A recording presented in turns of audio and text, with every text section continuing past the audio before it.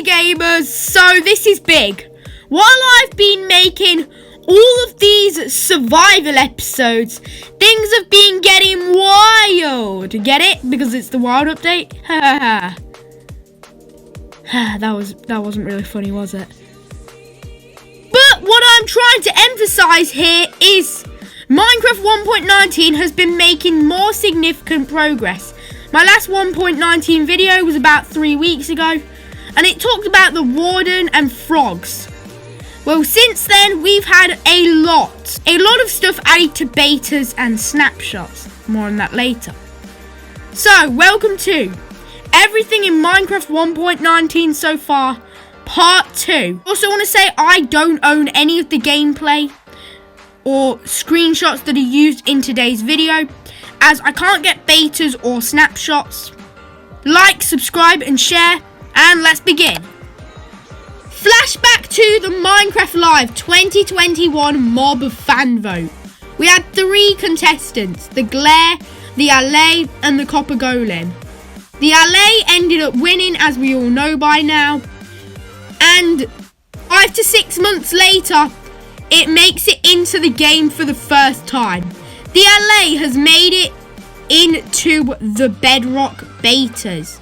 And I want to talk about this thing, because it is amazing, it's really unique, and there's no other Minecraft mob like it. So first of all, it's attracted to note blocks. For some reason, it loves note blocks. But basically, so say we give the Alley a dandelion, or any item, for that matter, and then dropped a ton of dandelions on the ground. It would return the dandelions to me, since I'm basically its rightful owner. However, paired with a note block, it would no longer return it to me because it clearly hates me. It would return it to the note block, which is really cool. I'm really excited to see what the community does with this. I've already seen people have tried testing it and making farms. They're not very efficient, but it's cool that we now have a new way. Like using a mob for like a sugarcane farm. Never seen anything like that before. To get the Alley in survival Minecraft, in creative it's literally with a spawn egg, but in survival it's fairly rare, I would say. You find it in pillager outposts, not all of the time, but some of the time, and then in woodland mansions, in that cobblestone prison room, which is really nice. Not many people really raid pillager outposts. So outposts, they don't really have a lot of value in the game. I mean, you can get bottle of XP there, but they're not that cool. The Alley can be found there, and since outposts aren't that rare, that's pretty exciting. I know I'm going to be going there in 1.19 to grab myself an Alley. And the Alley can also use items. I know it can use a totem of undying. If we gave it a totem and then murdered it, it would survive. We gave it another one, murdered it, it'd survive. It's awesome. It's literally just like what the player can do. I don't know if the same thing works with potions, but once the Alley comes out, it's going to be good, and I'm going to be having a lot of fun with it, I can assure you that. Moving on to the Java 1.19 first snapshot. So you guys know what snapshots and betas are by now, so I'm not going to waste time explaining. But about a month ago, Java got an experimental snapshot. I mentioned that in my previous 1.19 episode. It added the warden and ancient cities. That's not in this snapshot, but that was an experimental snapshot. It wasn't even official. Now they have their actual snapshot. Snapshot season for the Java community. Yeah, it's here. They literally have so much cool stuff. I'm so jealous. I really want Java Edition. And one of the things that they have is Mangrove Wood. Yes, going back to Minecraft Live again. We know that the swamps are getting updated, and there's going to be a brand new wood type. And you know what that means? So much cool stuff is coming to the game. New door, new trapdoor. New plank, new fence gate. It's going to be really, really good. New sign.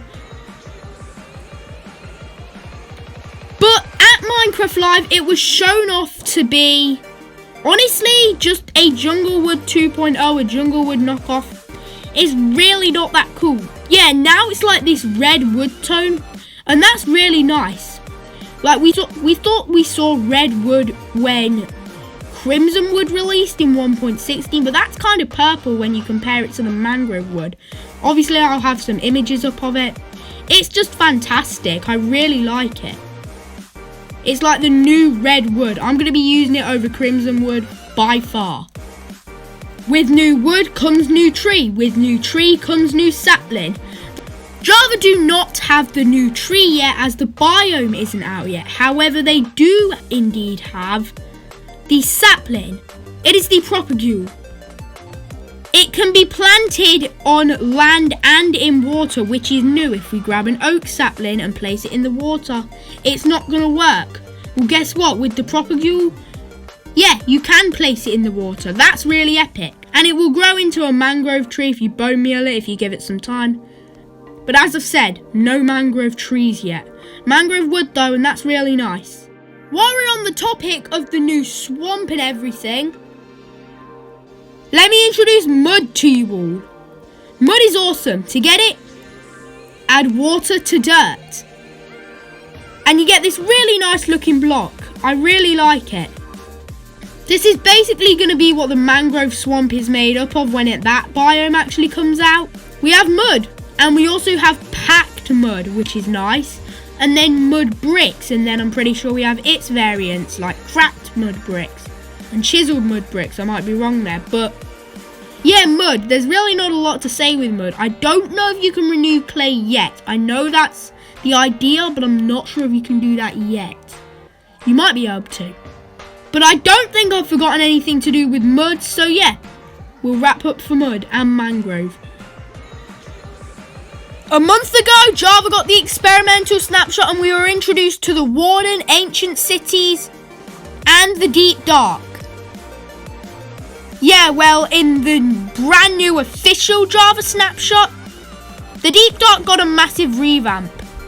I did say in a previous video that I didn't really like the Deep Dark.